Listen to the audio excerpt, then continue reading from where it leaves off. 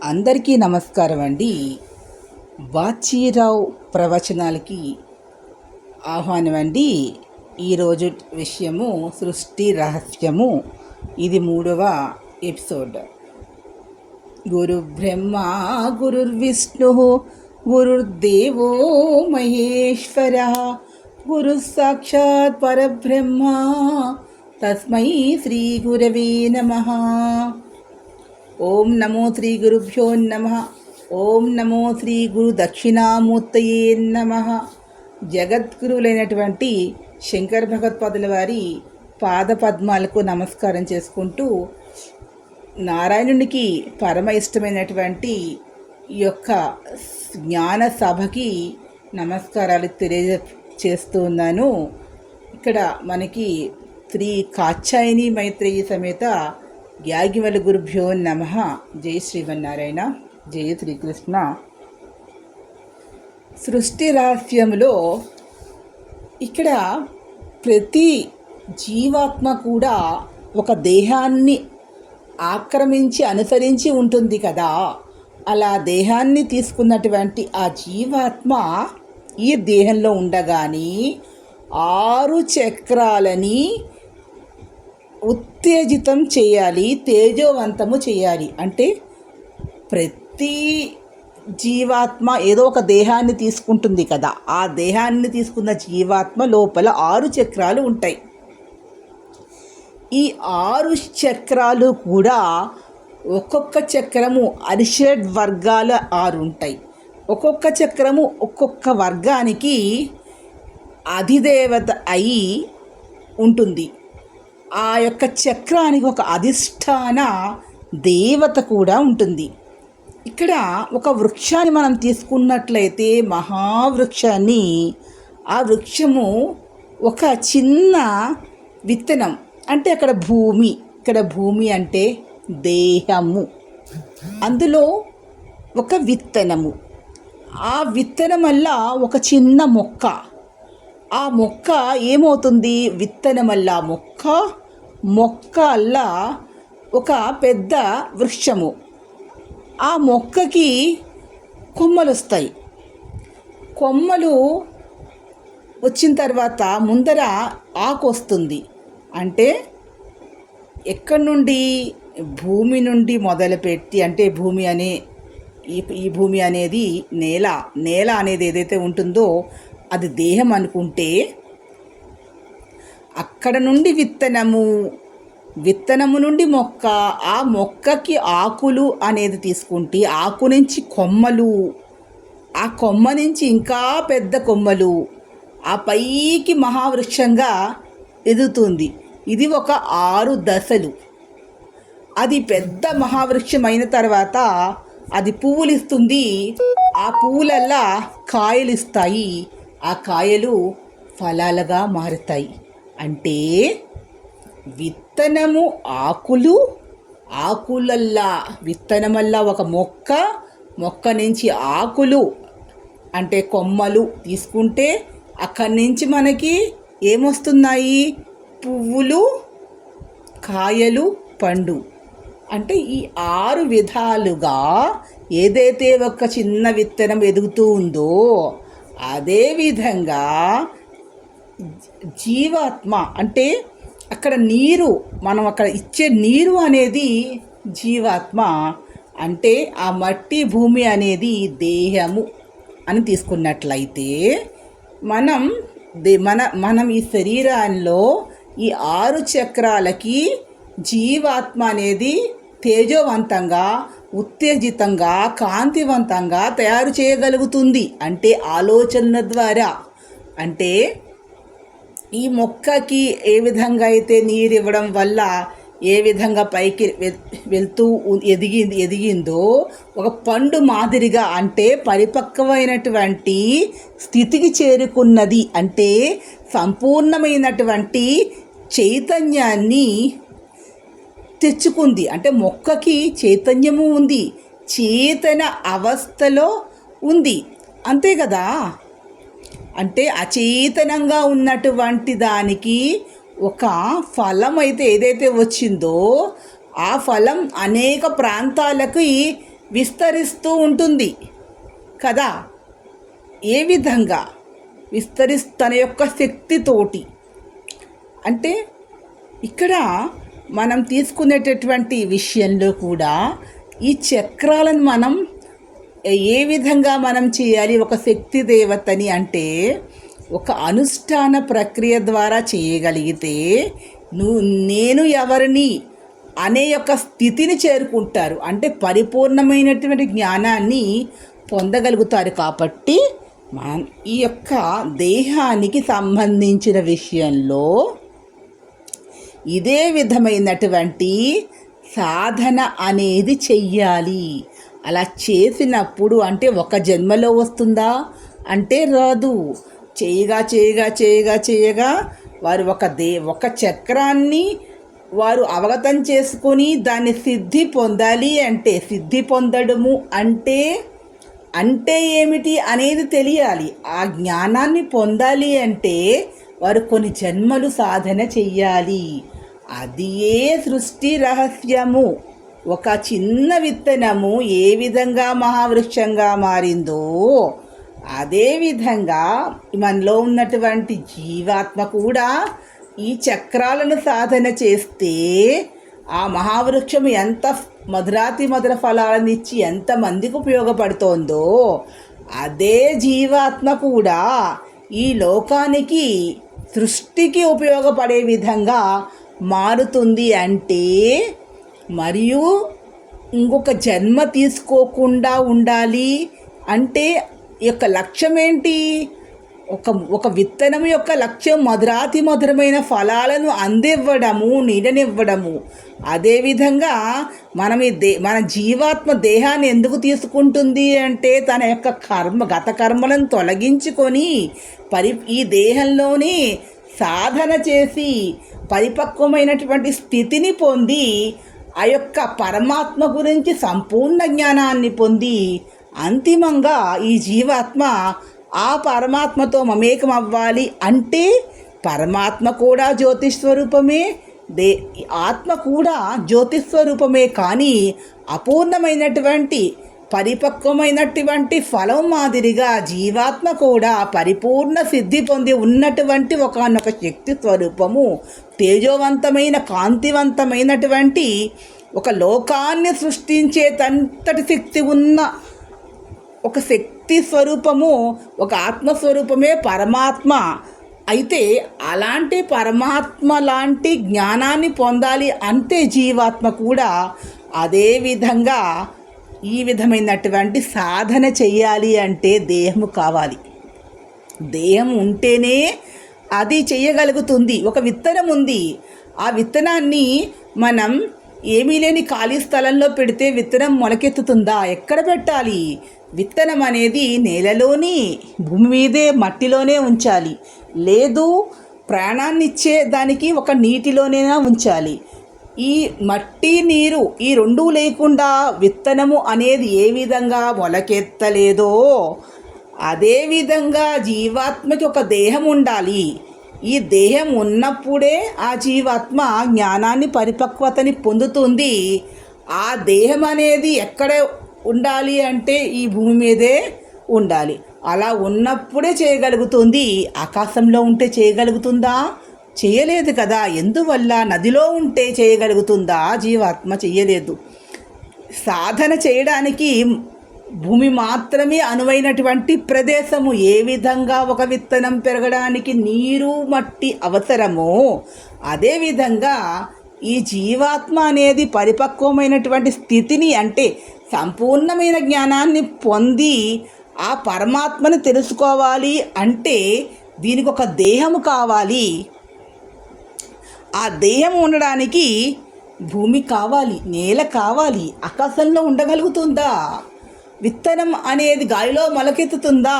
ఏ విధంగా గాలిలో వాయువులో విత్తనం మొలకెత్తలేదో అదేవిధంగా ఆకాశములో కానీ నదులలో కానీ జీవాత్మ అనేది పరిపక్వమైన స్థితిని పొందలేదు. అంటే ప్రాణులు ఉన్నాయా అంటే నీళ్ళల్లో నివసించే ప్రాణులు ఉన్నాయి. కానీ దేహము అంటే మానవ దేహాన్ని పొందినప్పుడు మాత్రమే అది సంపూర్ణ జ్ఞానాన్ని పొందగలుగుతుంది. అంటే ఒక ఒక చిన్న పిల్లవాడు 3 సంవత్సరములు, 5 సంవత్సరములు, 7, 9 సంవత్సరం పిల్లవాడు తీసుకుంటే చిన్న పిల్లవాడు ఆలే చదవగలుగుతాడు. ఆలు మాత్రమే. కొంచెం పెద్ద అయితే చిన్న చిన్న అక్షరాలు, ఇంకా పెద్ద అయితే పెద్ద పెద్ద మాటలు మాట్లాడగలుగుతాడు, రాయగలుగుతాడు, ఇంకా జ్ఞానం వస్తే కవిత్వం చెప్పగలుగుతాడు, స్వంతంగానే రచనలు చేయగలుగుతాడు. అతని యొక్క జ్ఞాన స్థాయిని ఏ విధంగా వృద్ధి అవుతుందో అదేవిధంగా పక్షుల్లో ప్రాణం ఉంది, మొక్కల్లో ప్రాణం ఉంది, నదుల్లో అన్ని చోట్ల ప్రాణం అయితే ఉంది. ప్రాణం అన్నింటిలోనూ ప్రాణం ఉంది. పిల్లవాడు మాదిరిగానే పిల్లవాడు చిన్న పిల్లవాడైనా పెద్ద పిల్లవాడైనా జీవాత్మ ఉంటేనే కదా ఉన్నాడు. అదేవిధంగా వృక్షములలోనూ అంటే చేతన అచేతన అవస్థలలో ఉన్నటువంటివి అని. అంటే చిన్న పిల్లవాడు కదలలేడు, ఒక్కడే ఉంటాడు, పడుకుని ఉంటాడు. అంటే ప్రాణం ఉంది కదా, కానీ ఆ పిల్లవాడు ఉన్నది అచేతన అవస్థలో ఉన్నాడు. చేతన అవస్థ అంటే కదలిక లేనటువంటి వాడు. కానీ కదలిక లేదు కదా అని ప్రాణము లేదు అని మనము అనలేము కదా. ప్రాణం ఉన్నది కానీ కదలిక లేదు. ఇక్కడ కూడా మొక్కలు అన్నింట్లో ప్రాణం ఉంది. కానీ జ్ఞాన స్థాయిలో తీసుకుంటే పసిబిడ్డకి జ్ఞానము లేదు. కానీ కొంత వయసు వస్తే జ్ఞానం అనేది వస్తుంది, చిన్న చిన్న పనులు చేస్తాడు. అదే మాదిరిగా యొక్క నదులు ప్రవహిస్తూ ఉన్నాయి, గమనం ఉంది. అంటే చేతనము వ్యవస్థ ఒక చోట నుంచి ఒక చోట నదులు ప్రవహిస్తూ ఉన్నాయి, పక్షులు ఎగురుతూ ఉన్నాయి, జంతువులు తిరుగుతూ ఉన్నాయి. అంటే వాటిల్లో చేతనము అనేది ఉంది. కానీ 5-6 సంవత్సరాల పిల్లవాడి మాదిరిగానే కానీ జ్ఞానస్థాయి తక్కువగా ఉంది. ఒక 20 ఏళ్ళ 25 ఏళ్ళ కుర్రవాడికి జ్ఞానం ఉంటుంది. మరి ఈ పక్షులకి కన్నా మానవుడికి పక్షుల కన్నా జ్ఞానం ఎక్కువగా ఉంది. పిల్లవాడు మానవుని యొక్క వయసుతో దశలు ఏ విధంగా ఉన్నాయో ప్రాణులకు కూడా అదే దశలు ఉంటాయి. ఇదే సృష్టి రహస్యము. దీనిని ఎవరు కూడా కాదనలేరు. ఒక చిన్న పిల్లవాడు ఎంత టెక్నాలజీ అభివృద్ధి చెందినా, డిజైన్ బేబీ చేస్తున్నాము, ఏ టెక్నాలజీ వచ్చిందను ఎన్ని రకాలు వచ్చినా కూడా మానవ కల్పితములైనటువంటి అనేక విధములైన శాస్త్ర సాంకేతికములు అభివృద్ధి చెందినప్పటికీ, వైద్యశాస్త్రము అభివృద్ధి చెందినా, ఔషధ శాస్త్రం అభివృద్ధి చెందినా కూడా మానవుడు ఎల్లకాలము కూడా భూమి మీద ఉండలేకపోతున్నాడు. అదేవిధంగా నాశనము అయిన వస్తువుని తిరిగి పునర్జీవితము చెయ్యలేకపోతూ ఉన్నాడు. అదే విధముగా ఒక పసిబిడ్డ చేత మాట్లాడించలేకపోతున్నాడు. ఏ టెక్నాలజీ వృద్ధి చెందింది కదా అని ఒక 9 నెలల ఒక 2-3 నెలల బిడ్డ చేత మాటలు పలికించగలుగుతాడా? ఎందువల్ల చెయ్యలేడు మానవుడు. అది ఏ సృష్టి రహస్యము పరమాత్మకు మాత్రమే ఎరుక. ఆ శక్తి ఎవరికి ఉంటుంది? ఒక అద్భుతమైనటువంటి అంటే పూర్వజన్మలో ఒక మహాశక్తి సంపన్నులైనటువంటి వారికి మరుజన్మ అంటే ఆ జన్మలో చేసిన చిన్న చిన్న కర్మల వల్ల మళ్ళీ దేహం అనేది రావాల్సి వచ్చిన పరిస్థితుల్లో వారు 2-3 సంవత్సరాల వయసులోని అద్భుతమైనటువంటి ప్రసంగాలను చేయగలుగుతారు, సంస్కృత శ్లోకాలను పఠించగలుగుతారు. కానీ సామాన్యమైనటువంటి మానవుడు టెక్నాలజీ ఎంత వృద్ధి చెందినా, అదే టెస్ట్ ట్యూబ్ బేబీ తయారు చేసి పుట్టించినా కూడా అతనికి జీవితకాలాన్ని ఒక 200 సంవత్సరాలు పెంచలేకపోతున్నాడే ఆ వైద్యుడు. ఎందువల్ల? అది ఏ సృష్టి రహస్యము పరమాత్మ మాత్రమే. వైజో నారాయణో అరిహి అని ఒక్క శ్రీమన్నారాయణుడు ఆ ధన్వంతరికి మాత్రమే చెందుతుంది వైద్యుడు అనేటటువంటి బిరుదు. ఎందుకు అంటే ఎటువంటి వాటినైనా నయం చేసే శక్తి ఆ ధన్వంతరికి మాత్రమే ఉంది. అదేవిధంగా దేవతలకు మాత్రమే మృత సంజీవిని విద్య అనే ఒక విద్య అనేది అయితే ఉంది అనేది భారతదేశంలో భారతీయ సనాతన సాంప్రదాయ ఆచార వ్యవహారాలలో వేదానికి సంబంధించినటువంటి విషయాల పరిజ్ఞానం కలిగినటువంటి వారికి ఈ శాస్త్రం ఉన్నది అని తెలుసు. దీని ఎలా పరకాయ ప్రవేశ విద్య అనేది శంకర భగవత్పాదుల వారు సాధన చేశారు, నిరూపించారు.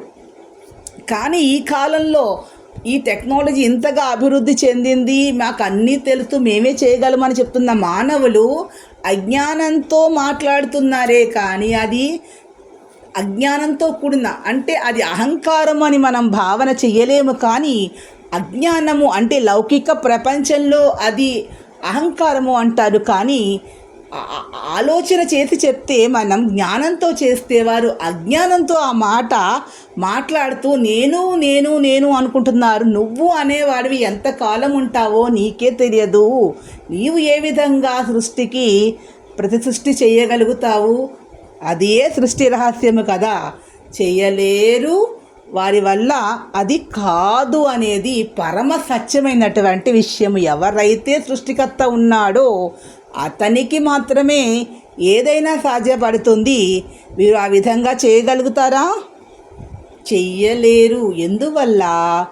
వీరు ఎంతకాలం ఉంటారో వీరికే తెలియదు. వీరికి శక్తిని జన్మనిచ్చినటువంటి వాడు, అన్నీ తెలిసిన పరమాత్మ వారి కర్మానుసారం, వారికి ఉన్న శక్తి అనుసారం వారి జ్ఞానాన్ని ఎంతవరకు వినియోగించగలుగుతారో అంతవరకు వినియోగించగలుగుతారు. ఎంతవరకు? ఈ భూమి మీద మానవాళి ఎంతకాలమైతే వారు జీవించాలని రాసి ఉన్నదో, విధివ్రాత ఉన్నదో, పరమాత్మ అవకాశం ఇచ్చాడో అంతకాలంలో వారు వ్యాధుల బారిన పడకుండా చిన్న చిన్న ఇబ్బందుల నుంచి కాపాడడానికి ఇస్తాడే. కానీ ఈ యొక్క శుక్రాచార్యుడికి తెలిసినటువంటి ఆ దేవలోకంలో వారికే తెలిసిన విద్య ఈ యొక్క మృత సంజీవిని విద్య. అంటే మృత సంజీవిని విద్య అయినా, అదేవిధంగా మన చెప్పుకునేటటువంటి ఈ యొక్క పరకాయ ప్రవేశము అనే విద్య, ఇవన్నీ కూడా మన భారతదేశానికి చెందినటువంటివే. ఈనాడు మన విదేశీయులందరూ మనకన్నా ఎక్కువ తెలివైన వాళ్ళు, కొత్త కొత్త టెక్నాలజీ కనిపెడుతూ ఉన్నారు, వైద్యశాస్త్రంలో ముందర ఉన్నారు అనే భావన చేస్తున్నారే. కానీ భారతీయ సనాతన సాంప్రదాయంలో ఇక్కడున్నటువంటి తాత్వికత, వేదాంత పరిభాషలో ఇక్కడ చెప్పినటువంటి తార్కిక విషయాలను ప్రపంచానికి గురువు, విశ్వానికి గురువు భారతదేశము. ఎందుకు అంటే అన్ని విద్యలు ఇక్కడే ఉన్నాయి. ఏదైతే మృత సంజీవిని విద్య ఉందో, పరకాయ ప్రవేశ విద్య ఉందో, అది కూడా మన భారతదేశంలోని ఇక్కడ ఉన్నటువంటి గురువులైనటువంటి వారు ఈ ప్రాంతంలో వారు దాన్ని సాధన చేశారు, నిరూపితము కూడా చేసి చూపించారు ఆ కాలంలో. కాబట్టి మనము దీన్ని గ్రహించుకోవలసినది ఏమిటి? అదే సృష్టి రహస్యము అన్నారు. వారందరూ కూడా ఎవరు అంటే సాక్షాత్తు ఆ యొక్క పరమాత్మే ఆ గురుస్వరూపంతో ఈ లోకంలో ఆవిర్భవించినటువంటి వారు కాబట్టే ఆ విద్యలను చేయగలిగారు. సామాన్య మానవులు ఇది చెయ్యలేరు. అదే సృష్టి రహస్యము కదా. ఆయన శిష్యులు ఎంతమందో ఉన్నారు, కానీ వారు ఆ విద్యను చేయలేకపోయారు.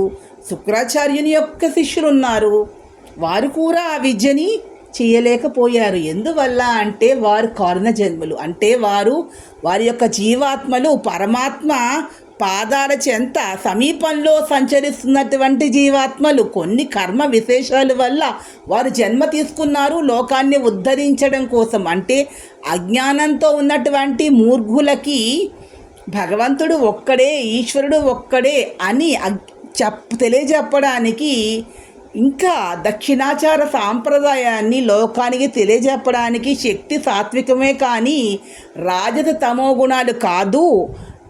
వ్యామాచారాన్ని విడనాడండి యొక్క శాక్తేయము అనేది సిద్ధాంతంలో, శాక్తేయము అని శక్తి ఆరాధనలో ఇటువంటివి విధానాలకి హింసకి తావులేదు. అహింస పరమో ధర్మ, అహింసే గొప్పది, సత్యమే గొప్పది అని లోకానికి చెప్పడానికి ఈ లౌకికమైనటువంటి పరిభాషలో జనులకు అర్థమయ్యేలా చెప్పడానికే గురుస్వరూపంతో అవతరించాడు సాక్షాత్తు శివభగవానుడు అని చెప్తారు. ఆయనే శంకర్ భగవత్పాదుల వారు. అందుకునే గురుదక్షిణామూర్తి స్తోత్రాన్ని సామాన్య మానవులు ఎవరు అంత అద్భుతంగా చెప్పలేరు. ఆ స్తోత్రాన్ని చెప్తూ రాహుగ్రస్త దివాకరేంద్ర సదసో మాయా సమచ్ఛాదనాత్ అని మాయ గురించి అంత గొప్పగా చెప్పారు. అదే సృష్టి. ఎందుకని గ్రహణాలు వస్తున్నాయి వెళ్తున్నాయి, ఆ సమయంలోనే ఎందుకు జరుగుతోంది? అంత ఖచ్చితంగా వారు చెప్పగలుగుతున్నారు. చెప్పిన సమయానికే వస్తుంది. టెక్నాలజీ లేనప్పుడు, ఇవేమీ తెలియనప్పుడు కూడా. ఎందువల్ల? అదే సృష్టి రహస్యము కదా అంటారు. ఇదంతా ఎందుకు అంటే నిజంగా జరుగుతుందా? సూర్య భగవానుడికి చంద్ర భగవానుడికి వారిద్దరికీ గ్రహణములు అనేవి రాహుకేతువులు పట్టుకుంటాయా అంటే అది మాయ. మనకి అలా కనిపిస్తుంది లోకంలో. అంటే మాయ ఎంత గొప్పదో కదా. ఈ లోకమంతా కూడా మాయ ఆవహించి ఉంది. ఈ మాయని పరమాత్మ ఎందుకు సృష్టించాడు? మాయ పరమాత్మ అధీనంలోనే ఉంటుంది కదా. అంటే ఈ మాయ అనేది లేకపోతే చాలా జనులు ఈ లోకంలో అహంకారంతో విర్రవీగిపోతూ ఉంటారు. వారు అజ్ఞానము అనే అహంకారాన్ని విపరీతంగా కలిగి ఉంటారు. కాబట్టి వారిలో అహంకారాన్ని తగ్గించడం కోసమే ఈ మాయ అనే దాన్ని సృష్టి చేశాడు. ఈ మాయ అనేది వారిలో ఉండేటటువంటి అహంకారాన్ని తగ్గిస్తుంది. అంటే నేను చాలా గొప్పవాడిని, మేధావిని అని ఎంత జ్ఞానం పొందినవాడు కూడా కొంత అజ్ఞానం కలిగి ఉంటాడు. విశ్వామిత్రుడు అంతటి వాడికి కూడా సాక్షాత్తు ఆ గాయత్రి మాతని ప్రసన్నం చేసుకుని సృష్టికి ప్రతి సృష్టి చేసినటువంటి వాడు కూడా అహంకారము జ్ఞానంతో ఉండి కూడా నేనే గొప్పవాడిని అని అజ్ఞానం కలిగి ఉన్నాడు. కాబట్టి ఆయన మీద కూడా మాయ అనేది ఎలాగా రంభ మేనక రూపంలో ఆవహించింది. అంటే అక్కడ మాయ స్త్రీ, అది ఆమె నిజంగానా అంటే ఆమె మాయ రూపంలో ఆయనని ఆవహించి ఆయనలో ఉన్నటువంటి అహంకారాన్ని తగ్గించింది. అంటే ఆయన అజ్ఞానము అనేటటువంటిది ఎప్పుడైతే ప్రవేశిస్తుందో, అహంకారం ఎప్పుడైతే ఉదయిస్తుందో, జనిస్తుందో, ఎంతటి జీవాత్మలైనా జ్ఞానం పొందినా కూడా వారు ఆ జ్ఞానాన్ని అలా వృద్ధి చేసుకోవాలి అంటే, అజ్ఞానాన్ని పొందకూడదు అనుకోవాలి అంటే వారు ఏమి చేయాలి అంటే ఏ విధంగా ఉండాలి అనేది తెలియాలి. అంటే పంచేంద్రియాలను జయించగలిగినప్పుడే, అరిషడ్వర్గాలను జయించగలిగినప్పుడే అతను జ్ఞానవంతుడు కాకపోయినా కూడా ఒక సామాన్య వృక్షము ఎంత ఫలాన్ని అందిస్తుందో అదే మాదిరిగా అతని జీవితం కూడా, అతని జీవాత్మ కూడా ఆ విధంగానే ప్రకాశిస్తుంది అని, ఆ యొక్క వృక్షము ఏ విధంగా ఉందో అదే విధంగా మనలో ఉన్నటువంటి అరిషడ్ వర్గాలకు సంబంధించిన అధిష్టాన దేవతలని, అంటే ఒక్కొక్క అరిషడ్ వర్గాన్ని కూడా మనం అధీనంలో పెట్టుకున్నట్లయితేనే అప్పుడే మానవుడు సంపూర్ణమైన జ్ఞానాన్ని పొంది ఈ యొక్క తేజస్సుని ఈ శిరస్సు భాగాన్ని లో ఉన్న ఆ పైన ఉన్న ఆ అగ్ని నేత్రాన్ని తెలుసుకోగలుగుతాడు.